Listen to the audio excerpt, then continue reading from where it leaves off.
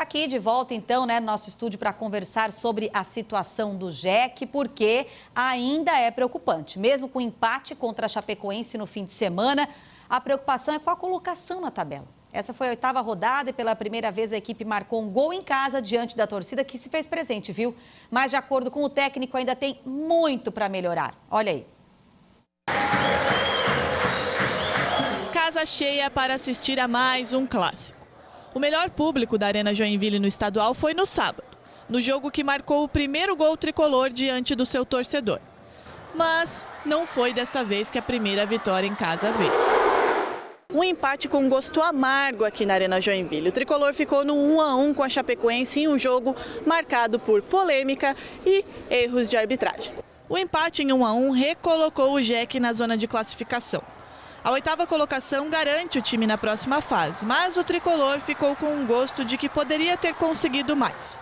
E foi com um a mais que o Joinville atuou durante todo o segundo tempo, após a expulsão de Pavani na reta final da primeira etapa. O tricolor saiu na frente com gol do aniversariante do dia, zagueiro e capitão André Balmer, em bom cabeceio na área. Mas sofreu o empate já nos minutos finais da partida, após uma falta muito próxima da área tricolor. Neto aproveitou que a bola ficou viva e empurrou para a rede do goleiro Glauco. A atuação foi elogiada pelo treinador. Já o resultado...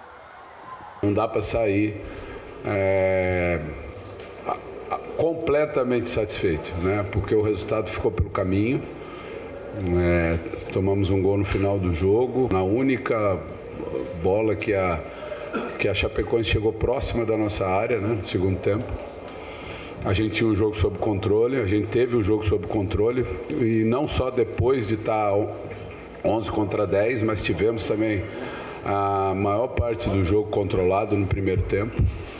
Então tem muitos aspectos positivos, mas como no futebol o que fica para frente é o resultado, é a pontuação, a gente sai incomodado por termos perdido 2 pontos da maneira como foi. Já o técnico da Chapecoense comemorou o ponto conquistado fora de casa e a postura do time, que passou mais de 45 minutos suportando a pressão tricolor. E na chance que teve, marcou e garantiu o empate. É sempre muito importante somar ponto, Nós tivemos um jogo prejudicado pelo fato de termos um homem a menos, ainda mais nesse futebol moderno que demanda muita intensidade. Quando nós perdemos um jogador, sempre as coisas se complicam, mas o grupo conseguiu se entregar bem, todo mundo correu pelo coletivo, isso foi o mais importante, e no final do jogo nós fomos premiados com o gol de empate.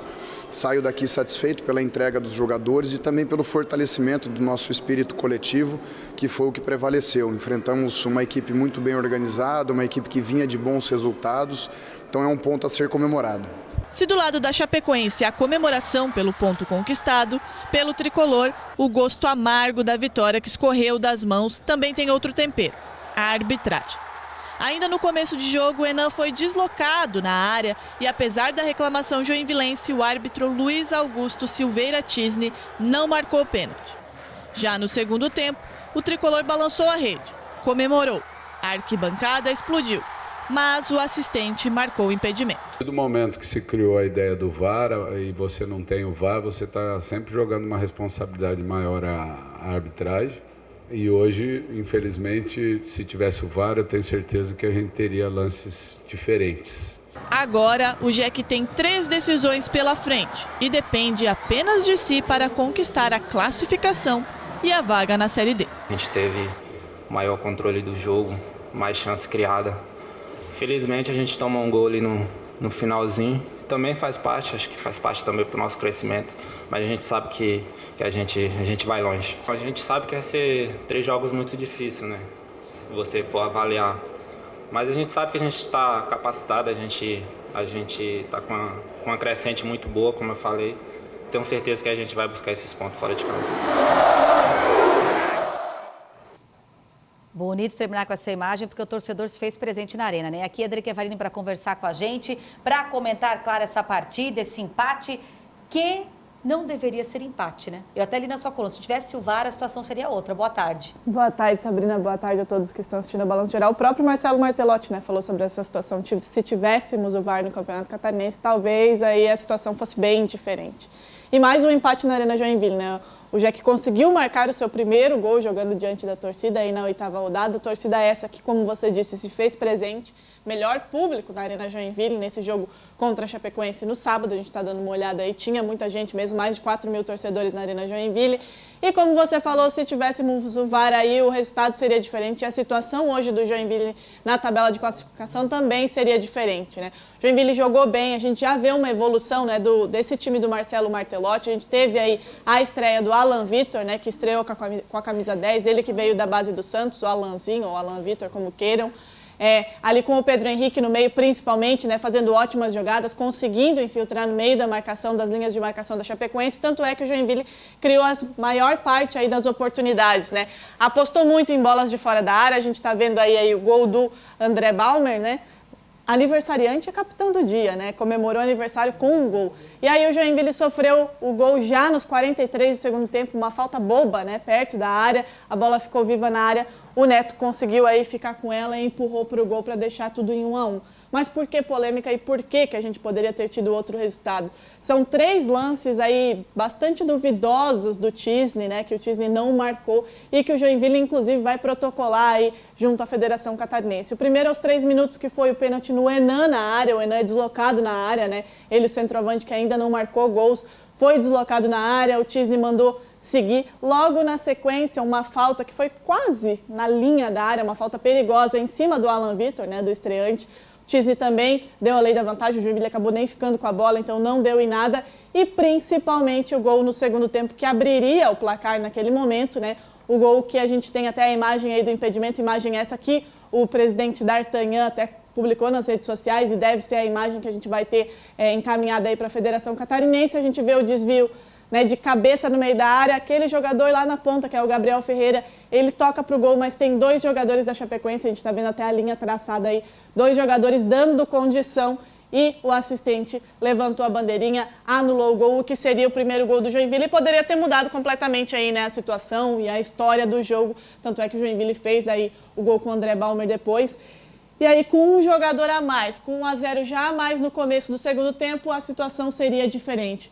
No momento em que o Joinville estava vencendo, Sabrina, o Joinville estava subindo para a 6ª colocação. E a gente tem a tabela aí atualizada com esse empate, né? O Joinville estava subindo para a 6ª colocação, mas com esse empate caiu aí para a 8ª, entra na zona de classificação, né? Hoje, se terminasse hoje, o Joinville estaria na próxima fase e com a vaga na Série D, que é o que todo mundo quer, mas poderia ter terminado aí na 6ª colocação, colado inclusive com o Figueirense, mas com uma vitória a menos. Então, Joinville vai aí se movimentar nos bastidores com relação à arbitragem, Sabrina, porque é ruim, né? Quando você não consegue aí os 2 pontos, mas para a arbitragem é pior ainda. É pior ainda. Já está passando uma situação judicial, financeira que é complicada. Aí passa por mais isso, abala todo um time, um elenco mesmo. Isso. Agora, tem notícia aí sobre um dos jogadores do Jack, né? Que sendo para um grande time aí de nível nacional. Exato. Notícia boa, né? Porque daí mexe com os cofres do Joinville. A torcida tricolor lembra bem dele, né? Do Christian Barleta, o Barletinha, como a gente chamava, meio atacante do Joinville, criado aqui no CT do Morro do Meio. Hoje está no São Bernardo, foi vendido depois da Série D de 2021, passou pela Chapecoense antes, porque